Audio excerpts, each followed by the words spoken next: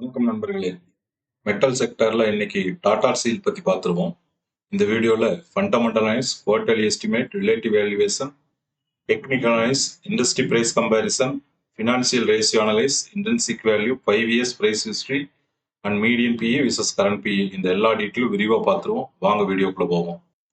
Market cap 2,45,418 crore, face value ₹1, dividend yield 1.89%, 52 week high ₹216, 52 week ஹையில இருந்து 9% டவுன்ல ட்ரேட் ஆயிட்டு இருக்கு. 52 வீக் லோ ₹125, 52 வீக் லோல இருந்து 57% அதிகமா ட்ரேட் ஆயிட்டு இருக்குது.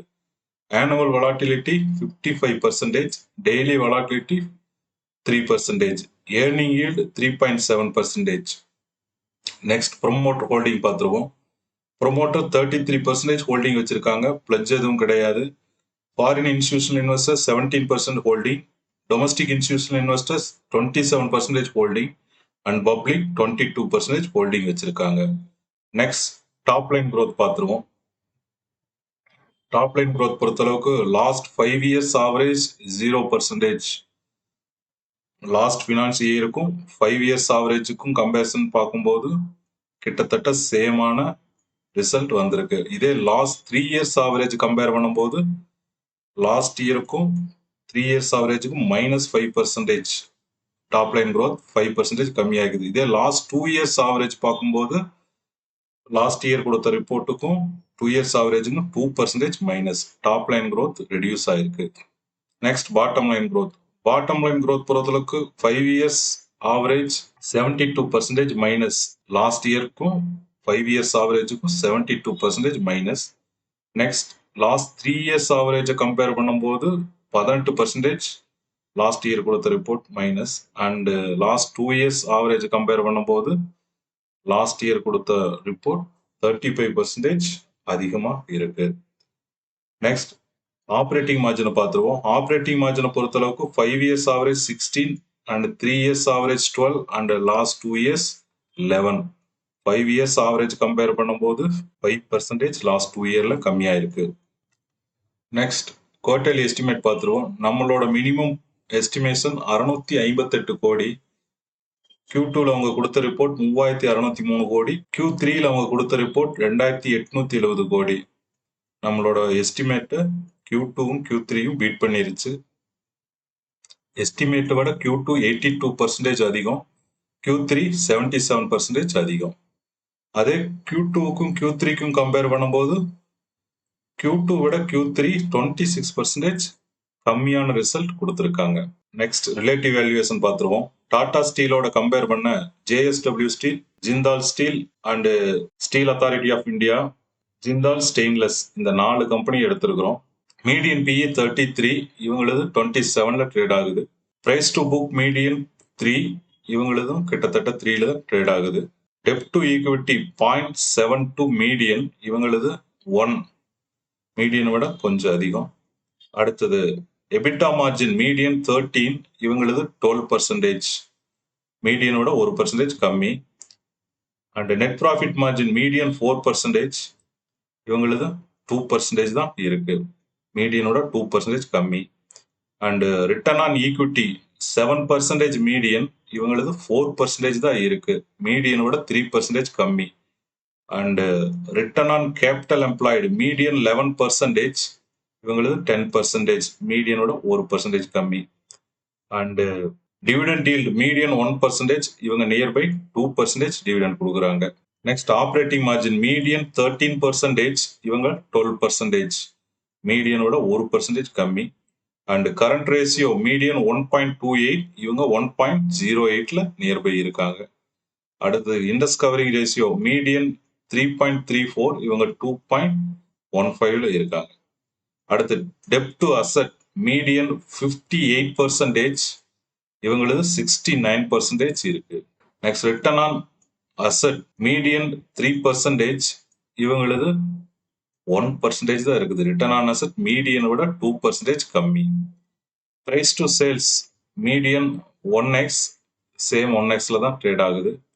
அண்ட் இபிஎஸ் growth ஓவராலா -23% மீடியன், இவங்களது -29%. மீடியனோட 6% EPS growth மைனஸ்ல இருக்கு. நெக்ஸ்ட் டெக்னிக்கல் அனலைஸ் பார்த்துருவோம். Last 5 years weekly chart. Low 68 ரூபா, மார்ச் 2021 வந்த லோ. இப்ப ட்ரேட் ஆயிட்டு இருக்கிறது 196 ரூபா, நியர்பை ஹை கட்ட ட்ரேட் ஆகுது. ஹை 216, மார்ச் 2026 வந்த ஹை. இதே லாஸ்ட் 1 இயர் பார்த்துருவோம். லாஸ்ட் 1 இயர் பொறுத்தளவுக்கு லோ 125, ஏப்ரல் 2025 வந்த லோ. ஹை அதே 216, இப்போ பிப்ரவரியில வந்த ஹை. ஸ்டாக் நியர்பை ஹை கட்ட ட்ரேட் ஆயிட்டு இருக்கு. நெக்ஸ்ட் இண்டஸ்ட்ரி பிரைஸ் கம்பேரிசன் பார்த்துருவோம். Last 5 years comparison. Sail plus 98%, JSW steel plus 160%, Tata steel plus 169%, Jindal steel plus 253%, and Jindal stainless plus 996%. இதே லாஸ்ட் 1 இயர் பார்த்துருவோம்.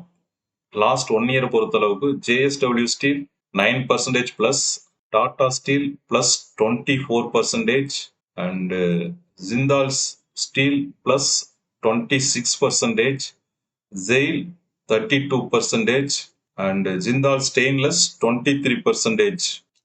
நெக்ஸ்ட் ரேஷியோ அனலைஸ் பார்த்துருவோம்.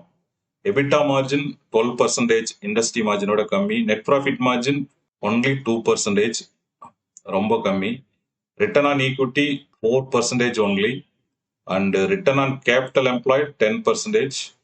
டெப்ட் to equity 1, current ratio 1.08, interest coverage ratio 2.15, dept to asset 67%, return on asset 1%, price to sale 1x and price to book 3x, book value 73 rupees. Enterprise value to EBITDA 12x, PEG ratio -2.7 and PEGI ratio -3.4. ஓவராலா ratio analyse பொறுத்தளவுக்கு out of 10 ஸ்கோருக்கு 3 score தான் வாங்கியிருக்கு. Next 5 years price history பார்த்துருவோம். 5 இயர்ஸோட high 216, low 72, இதனோட average 144. இந்த ஆவரேஜோட current market price compare பண்ணும்போது average பிரைஸோட current market price 37% அதிகமா trade ஆயிட்டு இருக்கு. நெக்ஸ்ட் ஐவி அண்ட் ஐஎம்பி பார்த்துருவோம். இன்ட்ரின்சிக் வேல்யூ 70 ரூபா, இம்ப்ளைட் மார்க்கெட் பிரைஸ் 315. இது ரெண்டையும் கூட்டி ஆவரேஜ் பண்ணும்போது நம்மளுக்கு கிடைக்கக்கூடிய ஆவரேஜ் ஐவி 192 ரூபா. ஆவரேஜ் ஐவிலேருந்து மார்ஜின் ஆஃப் சேஃப்டி 9% கழிக்க நம்மளுக்கு கிடைக்கக்கூடிய பையிங் பிரைஸ் 175. பையிங் பிரைஸ்லேருந்து கரண்ட் மார்க்கெட் பிரைஸ் கம்பேர் பண்ணும்போது பையிங் பிரைஸோட கரண்ட் மார்க்கெட் பிரைஸ் 13% அதிகமாக ட்ரேட் ஆயிட்டு இருக்கு. அதனால இங்கே கேட்டகரைஸ் ஆனது பையிங் ஜோனில் கேட்டகரைஸ் ஆயிருக்கு. அதே சமயம் ஆவரேஜ் ஐவிக்கும் 5 இயர்ஸ் ஆவரேஜ் பிரைஸ்க்கும் கம்பேர் பண்ணும்போது நம்மளுக்கு கிடைக்கக்கூடிய அட்ஜஸ்டட் ஐவி 168 ரூபா.